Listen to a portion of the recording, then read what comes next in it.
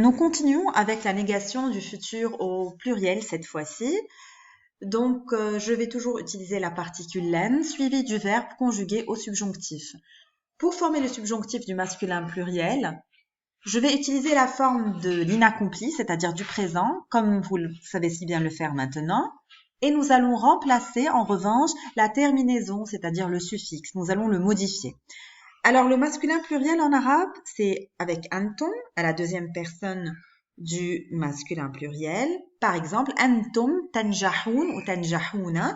Donc, j'ai le verbe tanjahoun, j'ai le préfixe ta et j'ai le suffixe oun ou ouna. Donc, pour dire vous ne réussirez pas, je vais dire lan tanjahou. Vous remarquez que ce que j'ai modifié, c'est uniquement le suffixe en supprimant le noun final. Et ce noun final, je vais le remplacer par un alif muet à l'écrit qui s'écrit mais qui ne se prononce pas.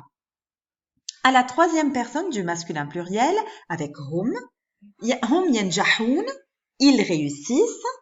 Et si je veux dire ils ne réussiront pas, je vais dire lan yanjahou, je vais remplacer le nom final par un alif muet et je vais garder le préfixe tel quel. Donc le préfixe ne change pas au subjonctif, c'est que le suffixe.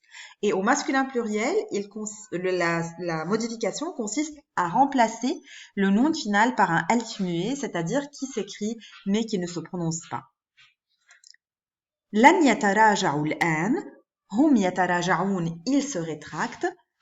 Pour dire ils ne se rétracteront pas, j'utilise la particule lan avec le même préfixe que pour l'inaccompli, c'est-à-dire que pour le présent, mais vous voyez qu'ici, je n'ai pas de noun à la fin, j'ai un alif muet, c'est-à-dire qui s'écrit et qui ne se prononce pas. Donc, nous récapitulons. Pour la négation au futur à la deuxième personne et à la troisième personne du masculin pluriel, j'utilise la particule lan, suivie du verbe au subjonctif, c'est-à-dire conjugué comme pour l'inaccompli, comme pour le présent, mais en modifiant le suffixe, c'est-à-dire la fin, en remplaçant le noun par un alif muet qui s'écrit et qui ne se prononce pas.